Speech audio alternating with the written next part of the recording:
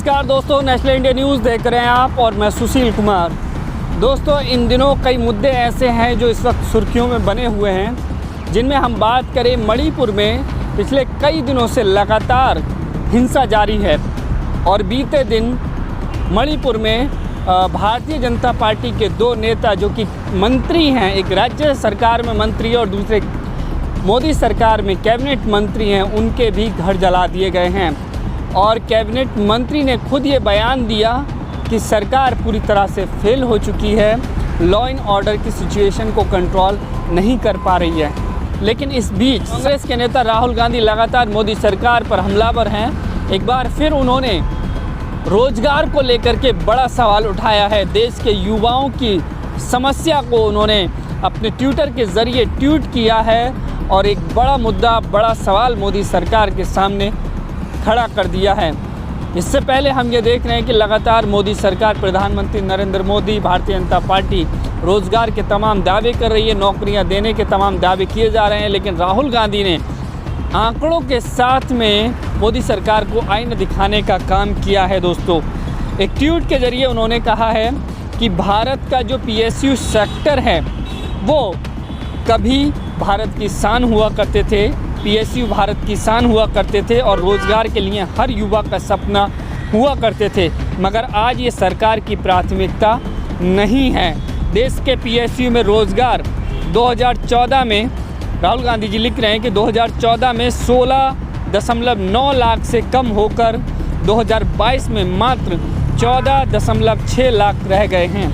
क्या एक प्रगतिशील देश में रोज़गार घटते हैं? ये सवाल उन्होंने किया है कि क्या एक प्रगतिशील देश में रोज़गार घटते हैं। इसके अलावा आंकड़ों के साथ में राहुल गांधी जी ने लिखा है कि BSNL में 1,81,127 रोज़गार घटे, सेल में 61,928, MTNL में 34,997, SECL में 29,140, FCI में 28,063, ONGC में 21,120। आगे लिखते हैं कि हर साल 2 करोड़ रोज़गार का झूठा वादा करने वालों ने नौकरियां बढ़ाने की जगह 2 लाख से ज़्यादा खत्म कर दी। इसके ऊपर इन संस्थानों में कॉन्ट्रैक्ट भर्तियां लगभग दोगुनी कर दी। क्या कॉन्ट्रैक्ट कर्मचारी बढ़ाना आरक्षण का संवैधानिक अधिकार छीनने का तरीका नहीं है?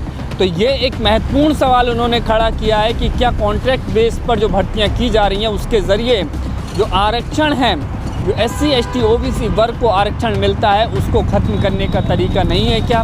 जिस आरक्षण की वजह से बहुजन समाज के लोगों का भारत के जो संस्थाएं हैं नौकरियों की सरकारी, उनमें जो है रिप्रेजेंटेशन मिला है, उसको ख़त्म करने का तरीका उन्होंने ये आशंका जताई है।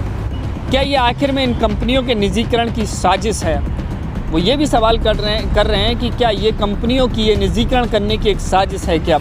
उद्योगपतियों का ऋण माफ़ और PSU में सरकारी नौकरियां साफ, ये कैसा अमृतकाल है? अमृतकाल पर यह सवाल खड़ा किया है। अगर ये वाकई में अमृतकाल है तो नौकरियां इस तरह गायब क्यों हो रही हैं? देश इस सरकार के दौर में रिकॉर्ड बेरोज़गारी से जूझ रहा है क्योंकि लाखों युवाओं की उम्मीदों को कुछ पूंजीपति मित्रों के फ़ायदे के लिए कुचला जा रहा है। भारत के PSU को अगर सरकार से सही वातावरण और समर्थन मिले, वो अर्थव्यवस्था और रोज़गार दोनों को बढ़ाने में समर्थ है। PSU देश और देशवासियों की संपत्ति है, उन्हें आगे बढ़ाना है ताकि वो भारत की प्रगति के मार्ग को मजबूत कर सकें। इस तरह के तमाम महत्वपूर्ण सवाल राहुल गांधी जी ने उठाए हैं। निजीकरण की आशंका जताई है और आरक्षण खत्म करने की भी उन्होंने आशंका जताई है। मोदी सरकार जो लगातार रोज़गार देने के, तमाम नौकरियां देने के वादे और दावे करती है, देश के युवाओं को आत्मनिर्भर बनाने की बात कही जाती है। आप देखिए कि किस तरह से जो PSU सेक्टर हैं उनमें क्या हालात हैं, किस तरह से नौकरियां कम हो गई हैं मुताबिक राहुल गांधी के, क्योंकि उन्होंने आंकड़ों के ज़रिए ये बात कही है। तो दोस्तों, देश का युवा बेरोज़गारी से जूझ रहा है, लेकिन देश में किस तरह का माहौल है वो भी आप देखिए। जो मैंने सबसे पहले खबर की शुरुआत में आपको बताया कि मणिपुर में जो हालात हैं वो अभी तक संवेदनशील बने हुए हैं।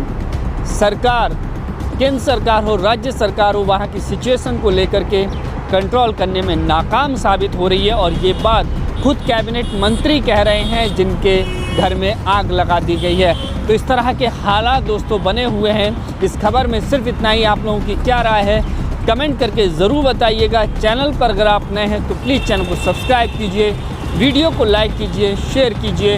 कैमरामैन सरवन के साथ मैं सुशील कुमार, दिल्ली।